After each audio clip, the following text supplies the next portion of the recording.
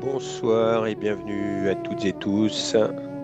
J'espère que vous m'entendez bien. Nous allons commencer par une méditation. Ça permettra aux personnes qui ne sont pas encore présentes de se connecter tranquillement.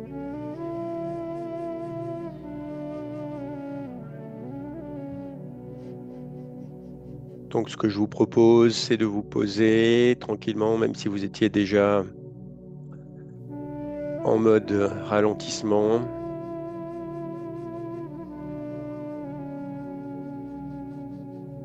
Et j'espère que vous m'entendez bien. Et si ce n'est pas le cas, signalez-le d'une façon ou d'une autre, hein. Il y a par la boîte de dialogue, pourquoi pas. Je pense que vous avez la possibilité aussi de saisir le micro. Donc, en tout cas, là, dans l'instant présent, il est question de se poser, de respirer de façon naturelle, de façon fluide,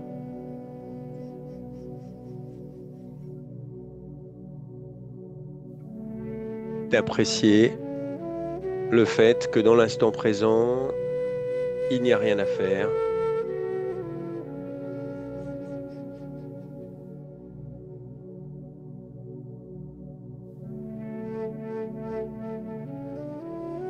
Puisqu'il n'y a rien à faire, eh bien, justement, je me détache non seulement de l'action, je me détache non seulement des responsabilités, je me détache des rôles que j'ai joués dans la journée,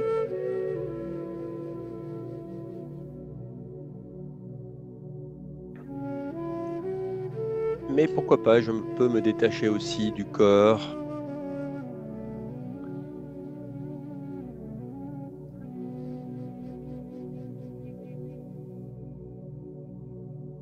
Dans la méditation du Raja Yoga, méditer, c'est un peu comme le mécanisme, le processus qui fait que l'arbre, à l'automne, fait refluer la sève. La sève quitte les branches. C'est pour ça que les feuilles tombent, elles sont plus alimentées en sève. Bien, moi, c'est un peu comme si je retirais toutes ces énergies qui, au quotidien, sont envoyées dans un peu toutes les directions, dans les rôles, les responsabilités, les relations, les actions du quotidien, bien sûr, la parole. Et là, je retire toute cette sève de mes branches, de toutes ces branches, et toute cette sève, toute cette énergie de vie reflue dans un seul point qui est au centre du front. En fait, plus exactement au niveau du front, mais au centre du cerveau.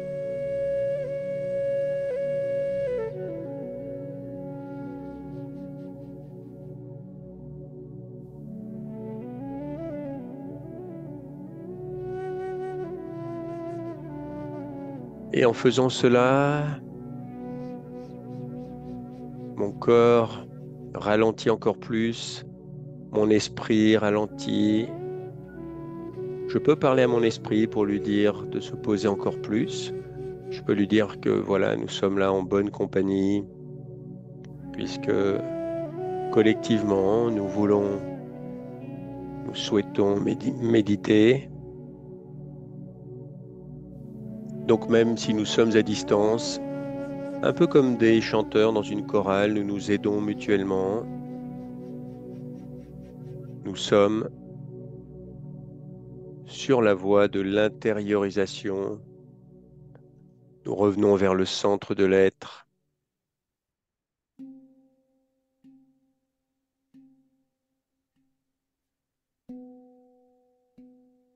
Nous apprécions tant le silence extérieur, si nous sommes dans une bonne qualité de silence extérieur, que le silence intérieur. Le silence intérieur vient essentiellement du fait de moins penser.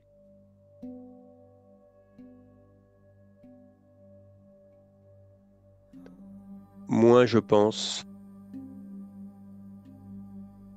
mieux je pense. Et là, par exemple, je peux justement penser à cet être fabuleux que je suis, cet être subtil, immatériel, incorporel.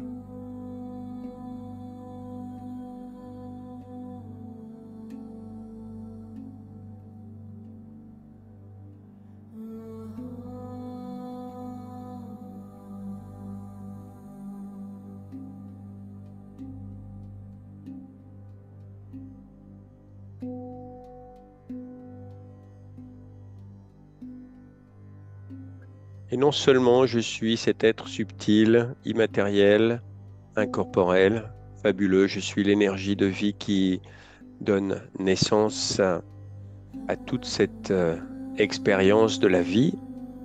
Je suis la vie elle-même. Mais dans mon ADN, il y a la paix, dans mon ADN, il y a la sérénité, dans mon ADN, il y a la force, dans mon ADN, il y a la lumière de la bienveillance, la lumière de la compassion, la lumière de l'amour, tout simplement.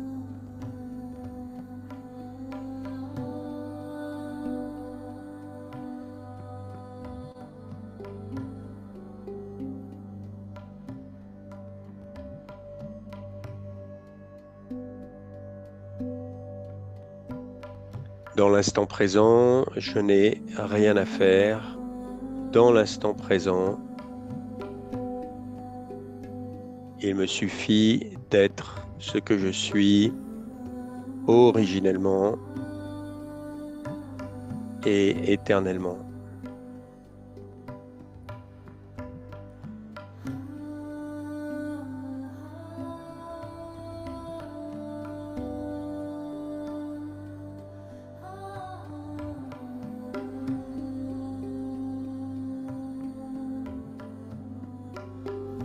Dans l'instant présent, je suis contenté. Dans l'instant présent, je n'ai besoin de rien. Dans l'instant présent, je n'ai aucune attente.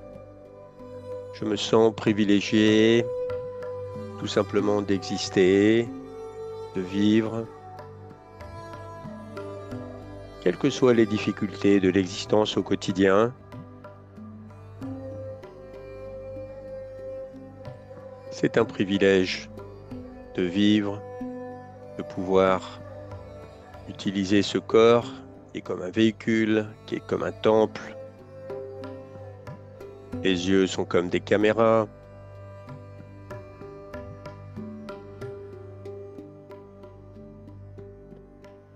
Je vis et j'ai conscience de vivre. Je crée des pensées et j'ai conscience de créer des pensées. Je crée des sentiments et j'ai conscience de créer des sentiments. De la sorte, je peux me détacher. Se détacher, ce n'est pas être indifférent, mais c'est prendre un pas de recul, faire un pas de côté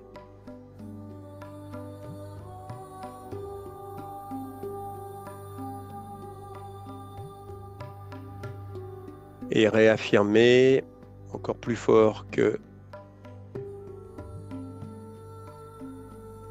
je suis à la fois l'acteur et l'observateur de mon existence. Et plus j'aurai cette capacité à aller dans l'observation tout en agissant, plus je retrouverai, plus je reprendrai de la maîtrise sur mon existence. Et plus je serai heureux, durablement.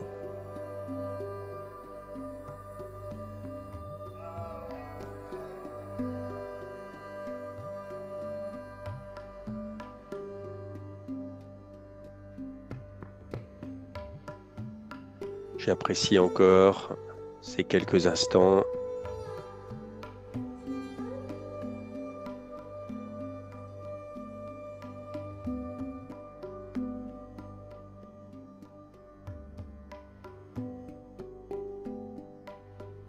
Et puis, tranquillement, je redéploie ma conscience vers le monde physique, le monde que mes organes des sens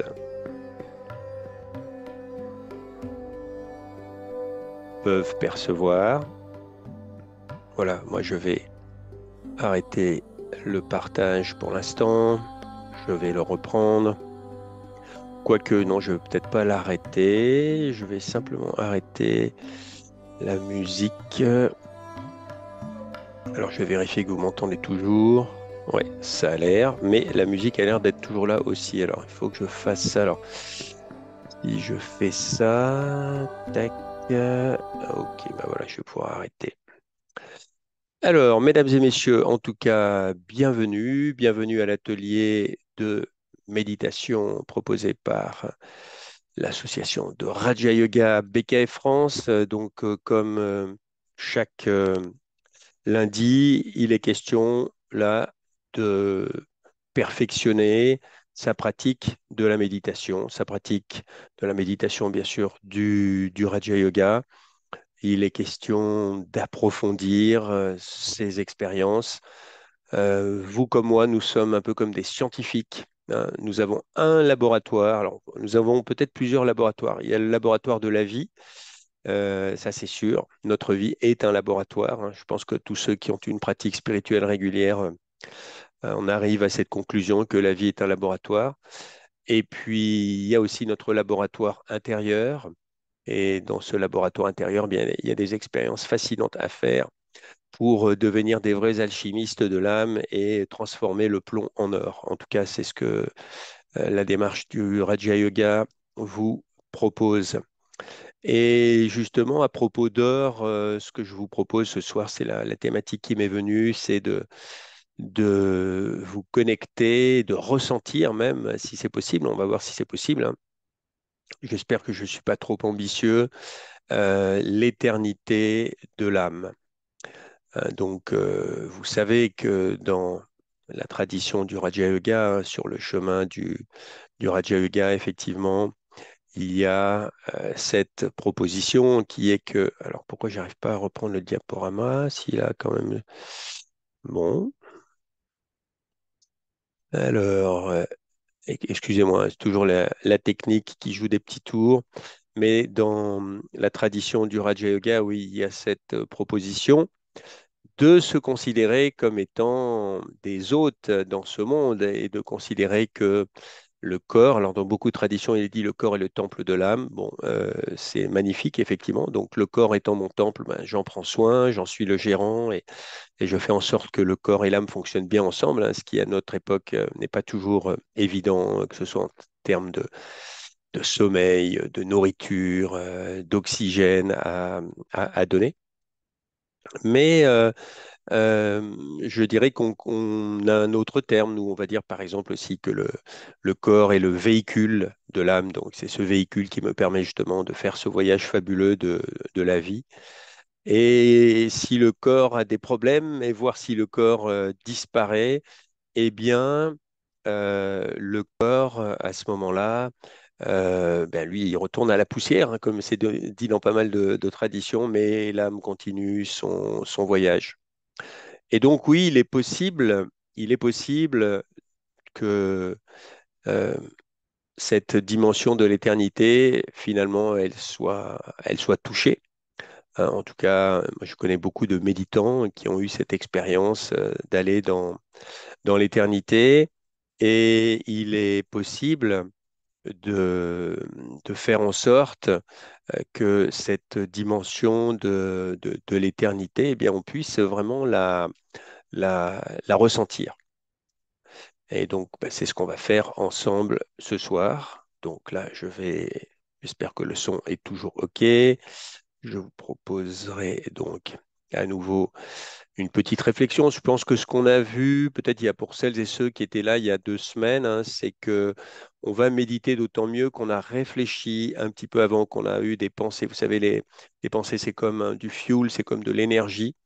Et on met ça dans le moteur de l'âme et notamment de la buddhi, hein, donc de l'intellect de l'âme. Et ces pensées spirituelles, ces pensées élevées vont nous permettre de mieux méditer, d'approfondir notre méditation, d'aller plus loin. Donc là, c'est ce que je vais vous proposer de faire ensemble. Alors, je vais quand même essayer de reprojeter. Voilà, là, ça a l'air de marcher. Donc, je repasse, je rebascule dans Zoom et je vais de nouveau partager l'écran avec l'audio, etc. Tac. Voilà. Donc là, normalement, vous m'entendez. Voilà, j'ai fait la vérification. Parfait. Alors, qu'est-ce qui se passe par contre? Je ne suis pas, à nouveau, je ne suis pas dans le, je suis désolé, je ne suis pas dans le plein écran. Alors attendez, je vais faire ça quand même. Ah ben voilà, là, ça devrait aller. Atelier PowerPoint. Non, toujours pas. Alors j'arrête le partage, excusez-moi, hein. Tac,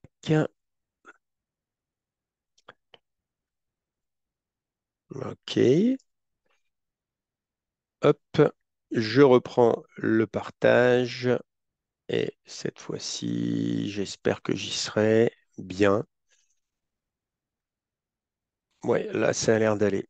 Ok, ouf, ouf. La technique est enfin dominée, la technique est enfin apprivoisée. Alors, ce que je vous propose effectivement, puisque le thème c'est ça, ressentir l'éternité de l'âme, donc je pense que la plupart d'entre vous, vous connaissez les tenants et les aboutissants du Raja Yoga à cet égard. Eh bien, c'est de vous poser quelques questions, après quand même un petit peu peut-être de légèreté. Donc, j'ai trouvé ces quelques, ces quelques aphorismes, hein. L'éternité, c'est long, surtout vers la fin. Donc, effectivement, de ce point de vue-là, on n'a peut-être pas envie de vivre l'éternité. Bon, ça, c'est une citation de Woody Allen. Je crois qu'il y a un autre humoriste après. Je veux être immortel, non pas pour toujours, mais juste assez longtemps. Donc, je pense que c'est un peu la même tonalité. Et là, c'est plus sur la question du temps que de l'éternité. Donc Woody Allen, Jack Candy sont des humoristes, mais John Archibald Wheeler, c'est un grand physicien. Et en fait, il nous rappelle quelque chose qui n'est peut-être pas évident quand on pense au temps. Le temps est ce qui empêche que tout se passe en même temps, hein. C'est-à-dire que s'il y avait que la dimension de l'espace. Finalement, si on vivait dans un monde où il n'y a pas de temps, il n'y a que l'espace, eh bien tout arriverait en même temps et ce serait probablement indescriptible. Mais comme il y a l'espace qui est multiplié quelque part, qui est combiné au temps, ça fait qu'il y a cette succession de situations, de moments pour chacun d'entre nous, et puis bien sûr au global. Et ça fait aussi que, ben, il y a une variété infinie, hein, de combinaisons. Parce que là, encore une fois, s'il y avait que l'espace, que la dimension de l'espace, eh bien, tout se passerait au même moment et en même temps, mais il y aurait quelque part un appauvrissement. Alors que là, à chaque fois, chaque microseconde, chaque nanoseconde, il y a une variété de situations qui est possible. Après, ce que je souhaiterais vous proposer, c'est que vous mettiez dans la boîte de dialogue, si vous avez bien accès à votre boîte de dialogue, tout ce qu'évoque les pour vous, s'il vous plaît. Qu'est-ce qui pour vous pourrait évoquer l'éternité? Vous pouvez mettre des mots, vous pouvez mettre des métaphores, des images, des symboles. Et je vous propose donc de commencer à vous plonger et de commencer justement à vous approcher de cette dimension de l'éternité. Si vous pouviez mettre ça dans la boîte de dialogue, ce serait super. Donc je vous laisse justement. Personnellement, je reste dans le silence de l'éternité sans limite. Ouais, génial. OK. Donc ça, c'est Biliana qui nous met sans limite. OK, effectivement. donc au minimum sans limite temporelle.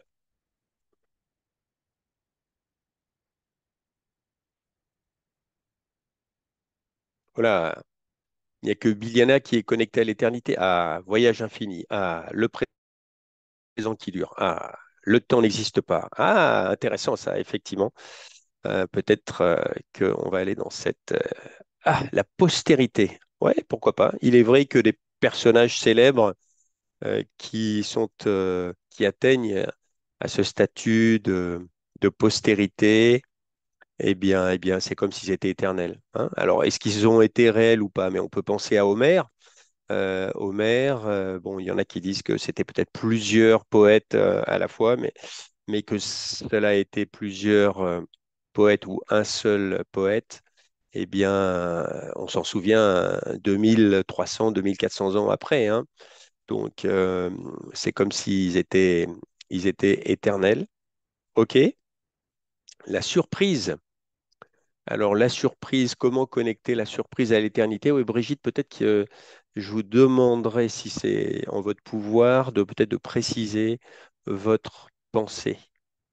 Parce que c'est pas tout à fait clair pour moi.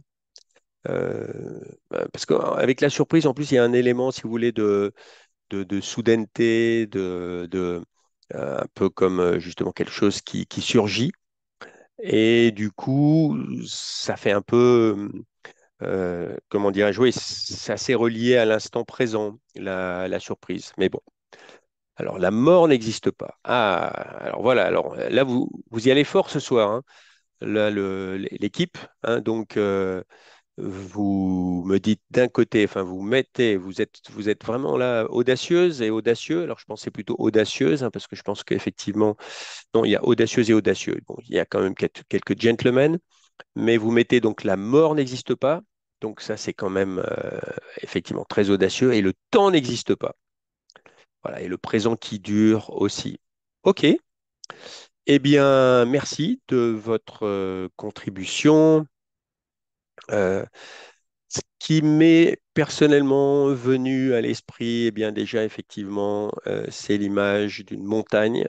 Alors ça, pour tout vous dire, eh bien je crois bien que c'est l'Everest.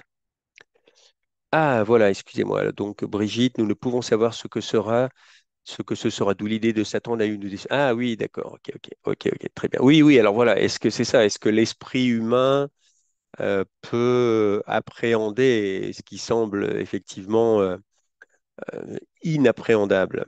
Effectivement. Ben, on va voir. Effectivement, euh, avec ces notions que propose le Raja Yoga de conscience du corps et de conscience d'âme, hein, c'est-à-dire si je m'identifie effectivement à ce corps, c'est ce qu'on appelle la conscience du corps, et c'est souvent qui va impliquer aussi l'attachement au corps, etc. Très probablement que ce sera difficile d'envisager l'éternité, hein, sauf peut-être si je suis un artiste, si je suis un poète, un peintre, et j'ai ces intuitions de l'éternité. Mais avec la conscience d'âme, hein, eh bien, peut-être que là, il y aura des voies, il y aura des possibilités. En tout cas, voici l'Everest. Et bon, pour moi qui vous parle là de Grenoble, hein, qui est à la fois ma région natale et actuellement dans laquelle je revis là depuis quelques années, eh bien, j'ai très souvent, bien sûr, des montagnes au bout de mon champ de vision, hein. Je crois que c'est Stendhal qui disait au bout de chaque rue une montagne, mais lui, je crois qu'il n'était pas fan du tout, alors que moi, je suis plutôt fan de ça, de ces paysages. Et depuis tout petit, effectivement, je sais que ça a éveillé en moi un sentiment d'éternité, hein. C'est-à-dire, qu'est-ce qu'il pourrait y avoir de plus durable, de plus éternel qu'une montagne, en tout cas à l'échelle de la Terre. Alors, on sait que si on prend des temps géologiques très longs, peut-être ces montagnes n'ont pas toujours été là, mais en tout cas, à notre échelle, hein, il n'y a rien de plus durable, de plus éternel qu'une montagne. Donc, ce que je vous propose là, c'est d'aller au-delà, justement, juste du mot de montagne et d'imaginer que vous êtes une montagne, hein, une montagne qui a des milliers d'années, et donc cette montagne, Elle a vu tellement de choses. Elle a été témoin de tellement d'événements, pas seulement d'ailleurs des événements humains, mais par rapport à ce qui s'est passé autour d'elle, de transformation de la nature, de l'atmosphère, les animaux, les insectes, etc. Et elle est restée comme ça. C'est bien sûr, on sait que là aussi, hein, il y a des changements, il peut y avoir peut-être de l'érosion, etc. Mais globalement, elle est restée elle-même ce point de repère incroyable au milieu du paysage, hein, et notamment si on pense à l'Everest, hein. C'est un point de repère incroyable dans le paysage. Donc voilà, si vous vous imaginiez, tiens, oui, je suis cette montagne. Si vous commenciez à ressentir cela, ça vous aidera pour la méditation que l'on va faire ensemble après coup. Je suis cette montagne, je suis donc indestructible. Personne ne peut me faire quoi que ce soit. J'ai toujours existé. Jamais je ne disparaîtrai.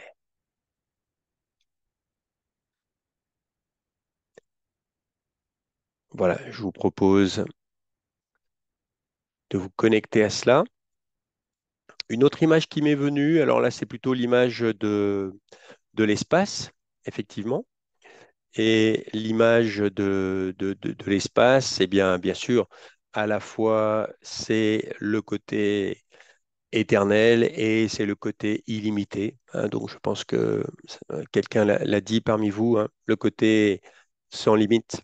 Alors là, en plus, on voit une route qui va, alors peut-être dans un tunnel euh, lumineux, en tout cas, qui a l'air plutôt engageant parce qu'effectivement, il y a de la lumière et puis on voit cet espace coloré. Et donc, je vous propose aussi un petit changement de perspective. Donc, il y a quelques instants, nous étions une montagne et là, eh ben, c'est comme si on était l'univers, comme si on avait la durée de l'univers, comme si on avait la durée de toutes ces étoiles que l'on voit et puis de ces amas d'étoiles, de ces nuages cosmiques.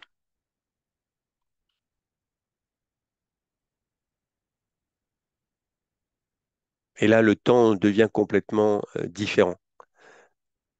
Effectivement, comme cela a été dit, le temps n'existe probablement pas.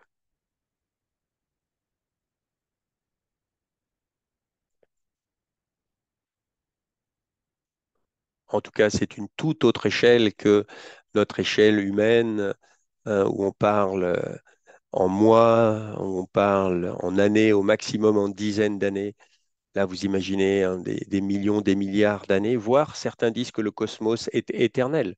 Et donc, on ne peut pas lui donner d'âge, hein, et que la science arrive à une limite quand elle essaye de dater le cosmos.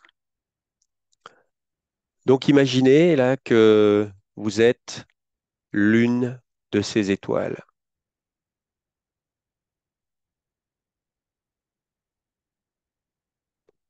De la même façon, le temps n'a aucune importance et n'a pas de prise sur vous.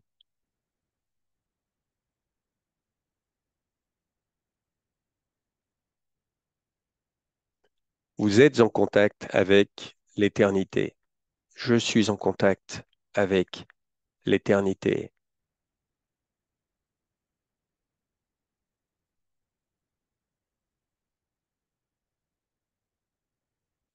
Personnellement, ce que je ressens, pour tout vous dire, hein, pour vous partager quelque chose d'un peu plus intime, c'est qu'effectivement, de toute façon, dès que mon esprit se ralentit, et j'espère que pour vous, déjà, il commence à se ralentir parce qu'on a fait cette méditation, parce que là, on est en train de faire cette réflexion qui doit nous amener à une seconde méditation plus profonde. Et c'est là l'intérêt de la réflexion. Quand mon esprit est ralenti, et plus il est ralenti, plus effectivement j'ai cette sensation, cette impression de sortir du temps.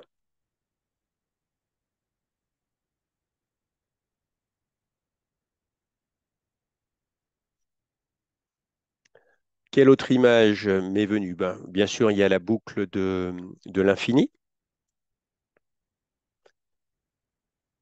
Alors, ce signe de l'infini est magnifique parce qu'effectivement, bien, peut-être que ce qu'il sous-entend aussi, c'est la notion d'éternel recommencement. Et puis, encore une fois, il n'y a pas de création, il n'y a pas de cessation, il n'y a pas de rupture, il n'y a pas de fin. Si le temps lui-même est infini, eh bien, c'est comme si effectivement l'éternité était là. Alors bien sûr, pour nous, encore une fois, dans nos vies humaines, et c'est peut-être mieux ainsi, je ne sais pas, nous avons bien cette impression que le temps passe, que les choses changent, etc. Mais peut-être qu'avec un niveau de conscience différent, nous pourrions percevoir autre chose. Donc, ce que je vous propose là, c'est encore une fois d'imaginer, de penser à l'infini. Donc, l'infini, c'est la notion d'espace, mais forcément, si l'espace est infini, eh bien, cela est connecté à la notion d'un temps qui serait éternel, hein, puisque l'espace et le temps sont reliés. Que même si on prend la théorie du Big Bang, eh bien, de toute façon, il y avait quelque chose avant le Big Bang. Bien sûr, les scientifiques ne peuvent pas nous dire ce qu'il y avait, mais il y avait quelque chose, hein. Et même si cette théorie est avérée, je crois que pour l'instant, la plupart des astronomes la considèrent comme avérée, mais certains disent qu'elle n'est pas prouvée du tout. Donc, bon, ça, c'est pas le plus important. Mais même si on va dans cette direction, eh bien, il y a un avant le Big Bang. Et donc, il y a toujours quelque chose, en fait. Le temps existe et le temps est éternel.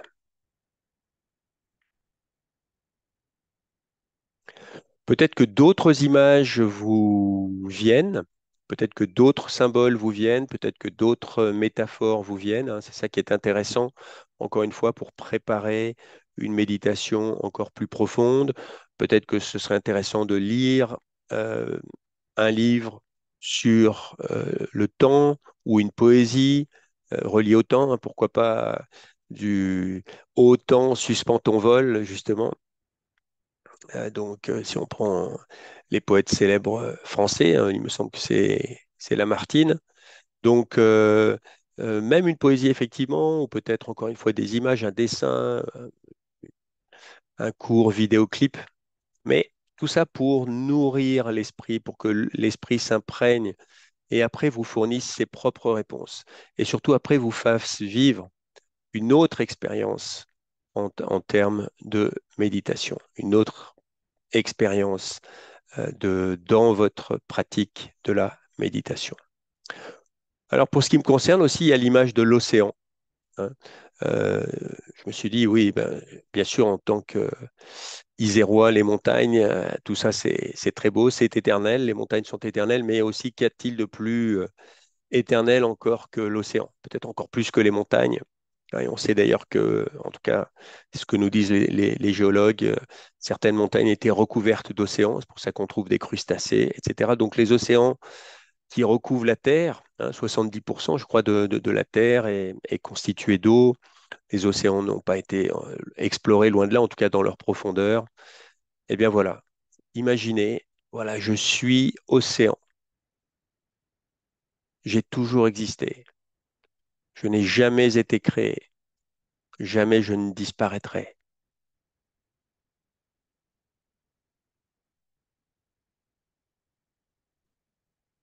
Le temps ne me concerne pas. Et il y a ces quelques pensées que je souhaite vous soumettre d'ailleurs, aussi pour nourrir votre méditation.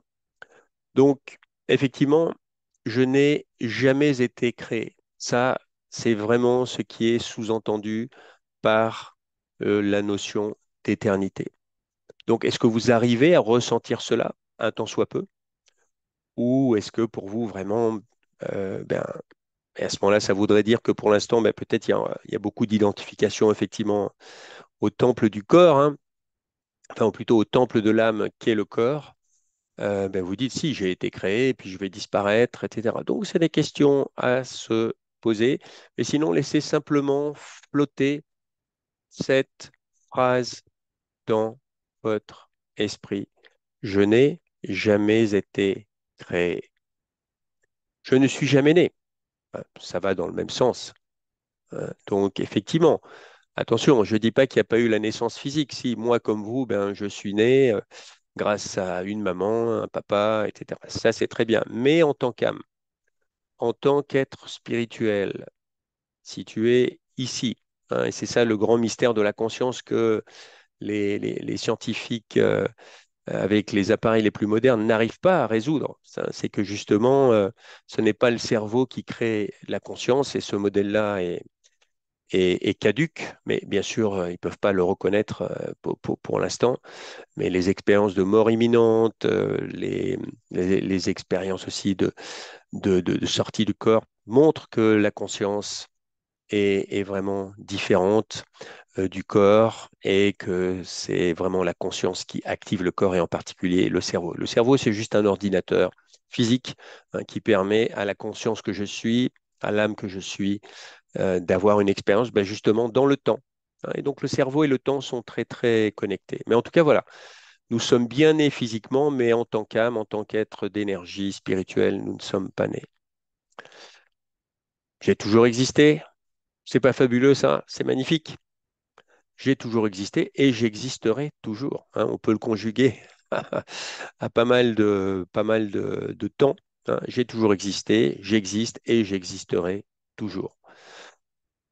Ça peut mettre à distance la peur de la mort, justement, qui malheureusement est encore trop présente dans nos sociétés et qui fait probablement que les, les âmes, hein, nos frères humains, repoussent la vieillesse, repoussent la mort, etc., ne veulent pas en entendre parler. Voilà, je suis plus vieux que les océans eux-mêmes, plus vieux que les plus vieilles montagnes, plus ancien que les plus anciennes montagnes.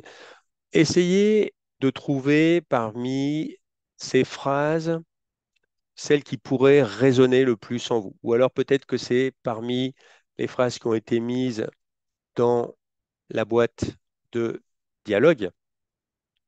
À vous de voir. J'existerai toujours, on l'a dit, je suis au-delà du temps lui-même, mais effectivement, le temps ne me concerne pas. Et pour moi, je vais vous dire franchement, mais je pense que c'est le cas pour la plupart des âmes qui méditent là-dessus, des personnes qui méditent là-dessus. Effectivement, quand je suis vraiment connecté à cette dimension de l'éternité et que je ressens cela, hein, ce qui est le but de la méditation de ce soir, eh bien, ça me donne une force, effectivement. Ça me donne une force parce que du coup, ben, un peu comme si j'étais au sommet d'une montagne, ou un peu, donc si je suis au sommet d'une montagne, ben, je prends du recul par rapport à tous les événements qui se passent dans la vallée, je suis moins impacté, je suis moins touché par ces événements. Donc tous les événements du quotidien, bien sûr, les aléas du quotidien. Et si je suis un océan, c'est pareil aussi. Il y a tellement de choses qui peuvent se passer à la surface des océans et dans les océans. Et au bout du compte, l'océan reste ce qu'il est. Et l'océan aussi accueille hein, tous ces fleuves, toutes ces rivières qui charrient tellement de choses hein, et il les fait disparaître. Alors malheureusement, à notre époque, il n'a plus la capacité, les océans n'ont plus la capacité hein, de tout, comment dirais-je, tout absorber sans que cela affecte leur intégrité, mais quand même, euh, il reste très, très, très, très puissant. Et donc, si je suis un océan, ben voilà, tous les événements de la vie, je peux les absorber et je vais rester moi-même. Ma nature éternelle ne va pas changer. Voilà, je ne sais pas, on va faire une deuxième méditation. Là, l'idée, c'était de vous nourrir avec ces idées, avec ces images. Je ne sais pas s'il y a des questions, peut-être des commentaires ou des remarques. Je vous donne une petite minute pour ça, parce que je sais qu'avec la boîte de dialogue, ça prend un petit peu de temps.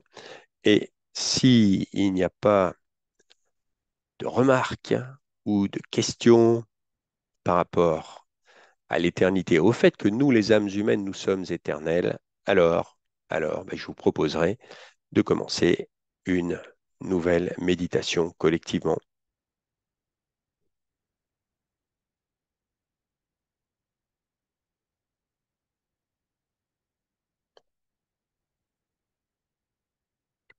Ah, une question de Biliana. Comment diminuer la sensation de densité corporelle?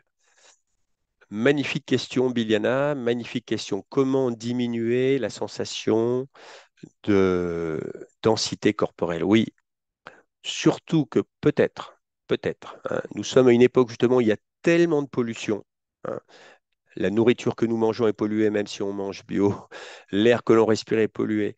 On sait qu'il y a des microplastiques dans l'eau qu'on prend. Enfin, ouais, c'est terrible. Donc, il y a des chances que ce soit plus difficile de diminuer cette sensation effectivement de densité corporelle. Et donc, je pense qu'on comprend tous si on a cette perception quand même que nous sommes des âmes, en tout cas des êtres spirituels, hein. C'est un grand penseur chrétien, Teilhard de Chardin, qui disait, nous sommes des êtres spirituels vivant une expérience corporelle, une expérience matérielle. Eh bien, donc, nous allons faire davantage attention pour retrouver cette sensation justement d'être immatériel, d'être des êtres spirituels. Nous allons faire davantage attention à nos pensées.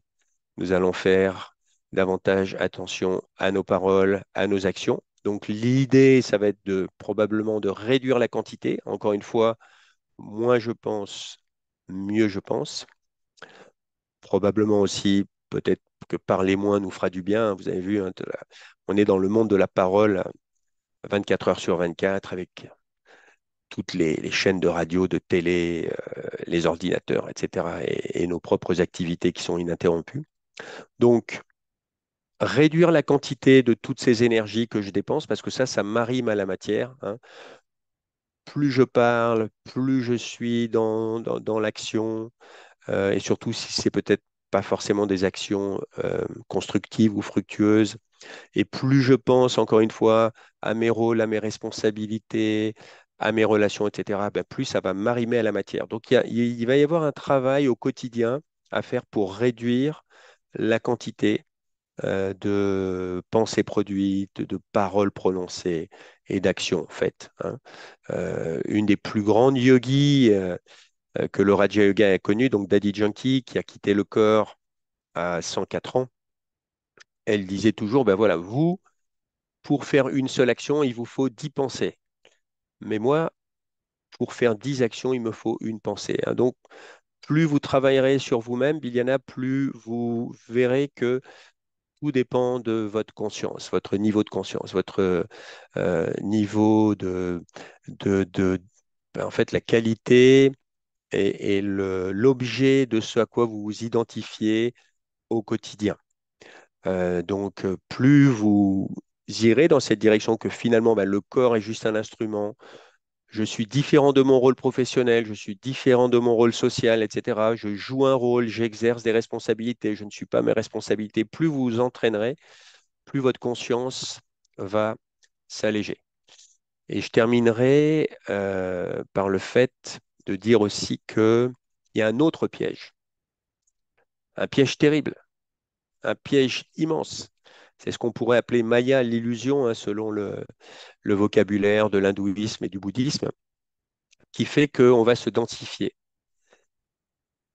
C'est le piège qui va faire que notre cerveau, quand même, cherche à nous faire retrouver encore et encore des expériences de plaisir qui passent par les organes des sens. Donc, attention, je ne dis pas qu'il faut renoncer au plaisir, mais il faudrait pouvoir le maîtriser davantage. Et on voit qu'on est dans une époque, ce qu'on appelle d'hubris, hein, c'est de démesure totale des plaisirs. Tous les plaisirs qu'on peut avoir, en tout cas si on a un peu les moyens, ben, on va vouloir les avoir. On clique sur un bouton, ça y est, on a tous les objets qu'on veut, on peut faire tout ce que l'on veut. à condition effectivement d'avoir un petit peu de moyens, et il n'y a pas il y a pas de limite. Et c'est là qu'il faut bien comprendre la différence entre le bonheur et le plaisir. Plus j'irai dans le plaisir, moins je serai heureux. Moi, je sais que je l'ai personnellement vécu, mais je ne vais pas raconter ma vie maintenant, mais je l'ai personnellement vécu.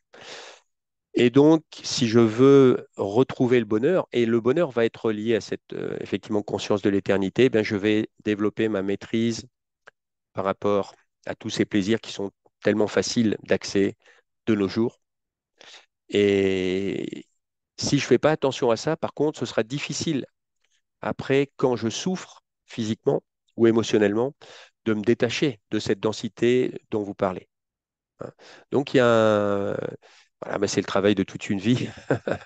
Et donc, il faut penser aussi à cette dimension, à ce piège, hein, qui est le piège des, des plaisirs qui passent par le corps, justement.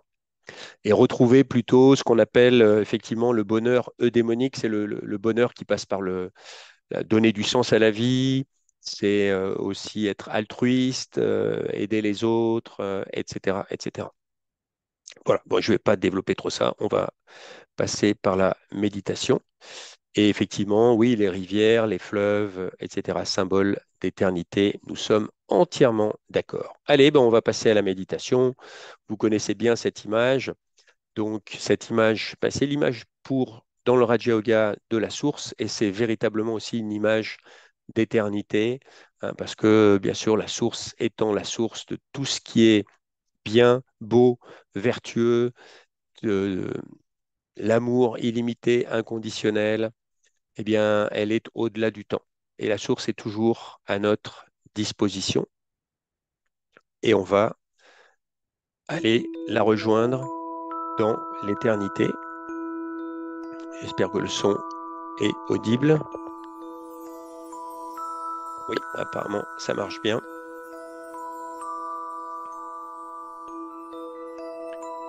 Donc, il y a eu beaucoup de pensées, beaucoup de paroles.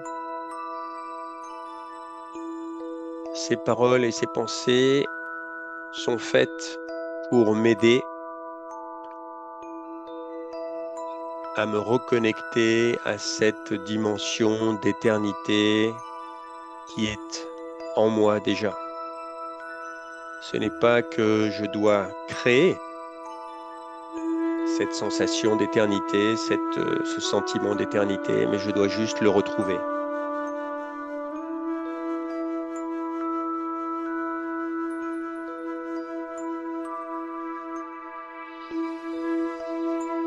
Pour cela, à nouveau, je vais à l'intérieur de moi-même, à nouveau,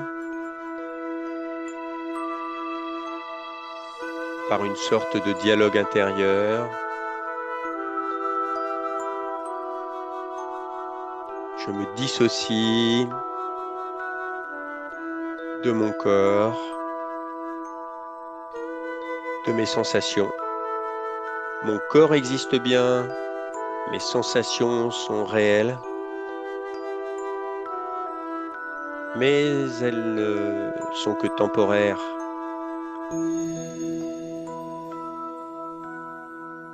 Et elles ne sont pas ce que je suis. De la même façon, ce nom qui est associé à ce corps, toutes ces étiquettes, les rôles, les responsabilités, ce n'est pas vraiment ce que je suis. Ça, ce sont des extensions de moi-même qui me permettent justement de vivre dans le temps humain, dans le temps de l'histoire humaine.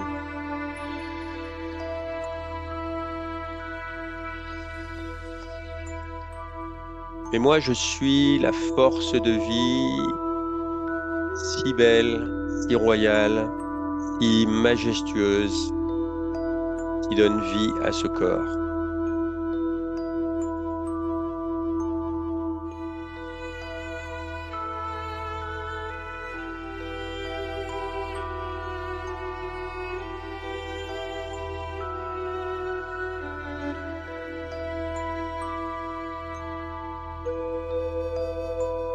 Je n'ai jamais été créé. Jamais je ne disparaîtrai.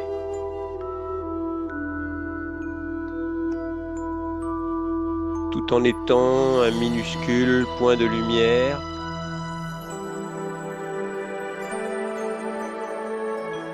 je n'ai pas de limite.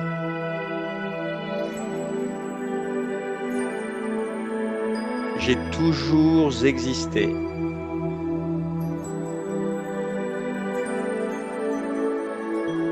J'existerai toujours.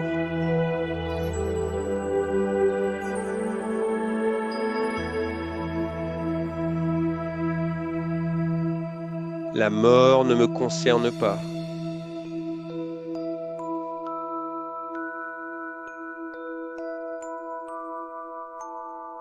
Je suis plus ancien que les plus anciennes montagnes.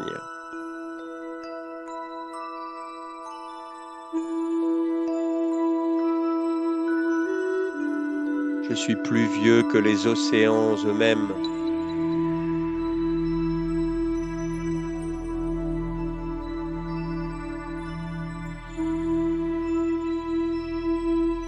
Je suis au-delà du temps lui-même.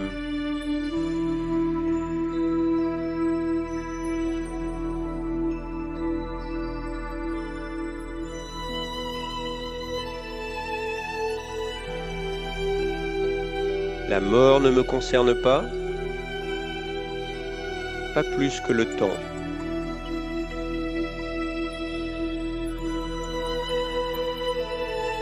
Je suis cet être de lumière invisible et bien réel, radieux, merveilleux,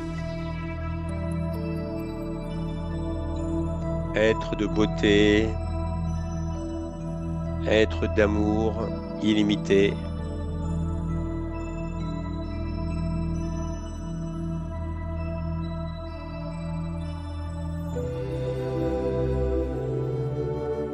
L'âge ne veut rien dire pour moi.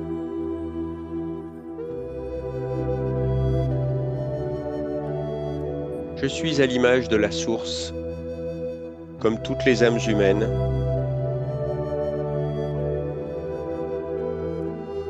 Je suis un être doué d'éternité.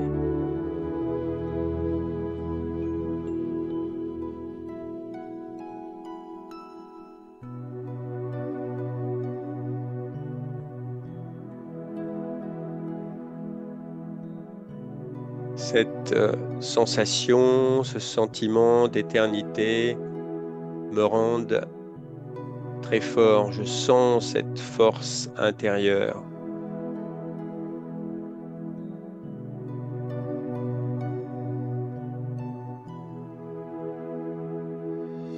Je suis cette étincelle indestructible.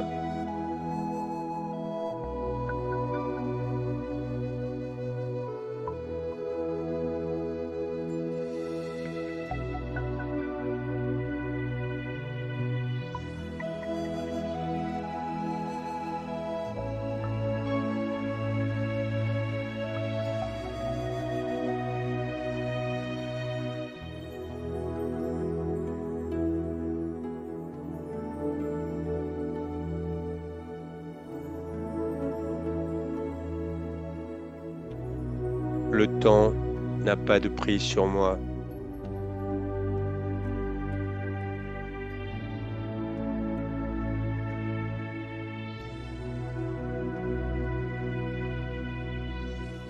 Oui, quand je joue mon rôle d'être humain, alors je dois me plier aux lois du temps. Mais il ne tient qu'à moi de revenir régulièrement à la conscience de mon éternité.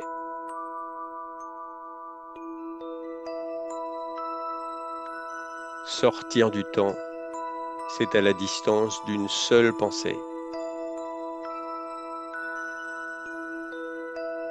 Être dans l'illimité.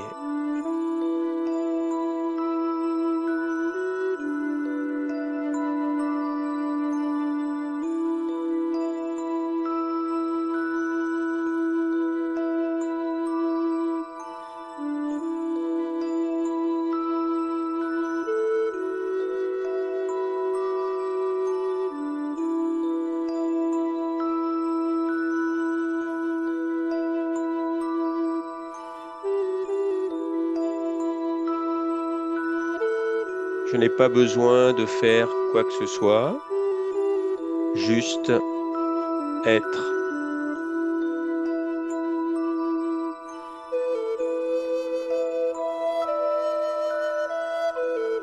Et c'est dans l'être,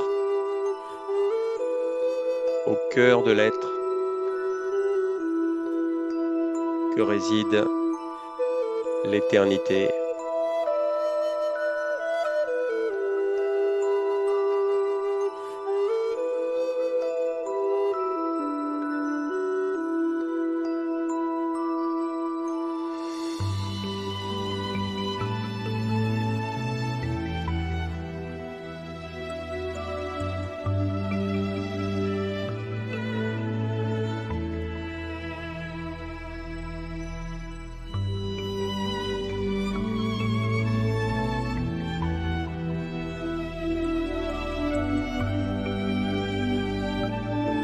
Je goûte, je savoure cette éternité.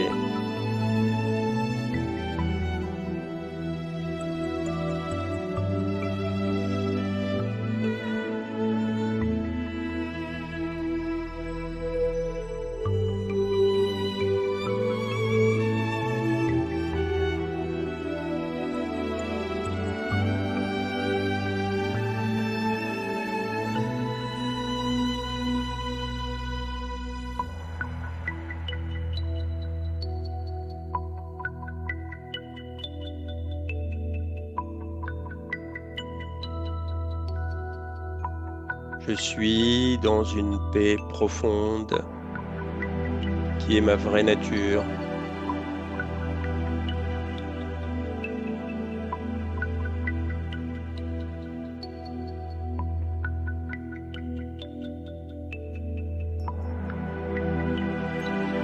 Et pour terminer,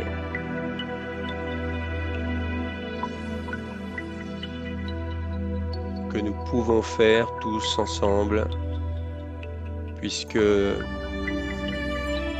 l'humanité souffre beaucoup en ce moment, l'humanité, la nature. C'est profiter du fait que nous sommes en train de nous ressourcer,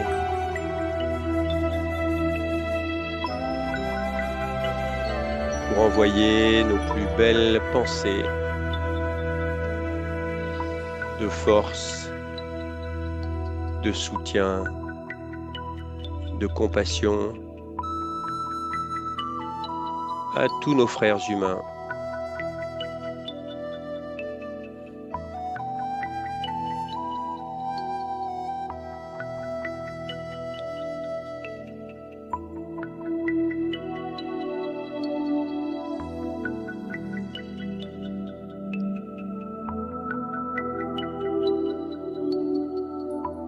Puissent tous ces êtres réaliser, prendre conscience de leur beauté intérieure,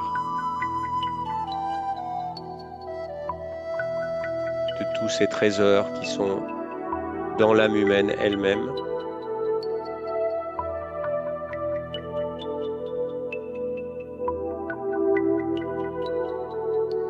Et envoyons aussi, bien sûr, nos meilleurs souhaits, tout notre cœur,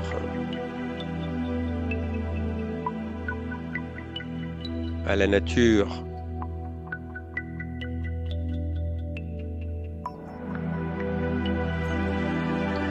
et vers la planète bleue, celle à qui nous devons tant.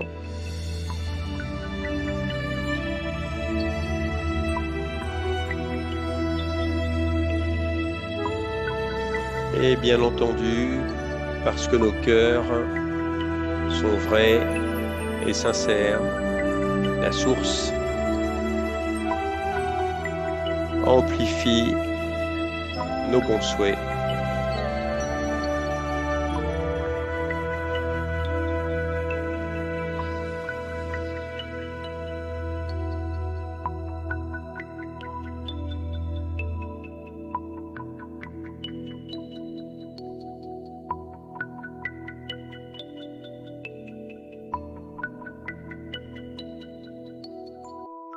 Restons quelques instants dans le silence, tant extérieur qu'intérieur.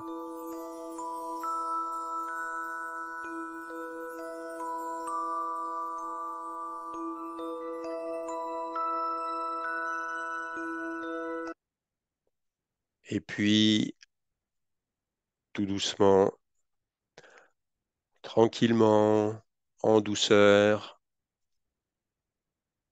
redéployons notre conscience vers le monde extérieur. Mais restons en contact avec ce que nous avons pu avoir la chance de contacter, ce avec quoi nous avons pu nous reconnecter. Voilà, les amis, j'espère vraiment sincèrement de tout cœur que vous avez pu, comment dirais-je, goûter à l'éternité, même si c'est juste peut-être quelques secondes, c'est le paradoxe, hein. Goûter à l'éternité pour quelques secondes, il y a un immense paradoxe. Je pense qu'il y a des poésies qui ont été écrites là-dessus. Et puis, bien, ce sera comme maintenant beaucoup d'ateliers, ce sera mis en ligne et donc en ce qu'on appelle en replay en bon français sur le site de Raja Yoga. En tout cas, maintenant, je crois que c'est plus facilement accessible. Continuez à prendre soin de vous, continuez à prendre soin des autres. Vraiment besoin de ça en ce moment, hein. Prendre soin de soi-même pour prendre soin des autres. Continuez à méditer, amplifiez votre pratique de la méditation. C'est une forte suggestion, hein. Plus le monde bouge, plus le monde est chaotique, plus il a besoin de méditants. Et puis, donc, ben, vous savez, il y a plein d'autres programmes en ligne ou en présentiel. Je ne sais pas s'il y en a qui sont à Paris, mais personnellement, j'aurai la chance, moi, d'animer un atelier rue Orfila, donc au centre de Radio Yoga du 20e ce samedi matin. Les trois clés du bonheur ou du bonheur durable. Donc, peut-être que j'enverrai certains d'entre vous. Et puis, sinon, à bientôt. Merci d'avoir été présent. Et donc, que le meilleur soit pour chacun d'entre vous. À bientôt.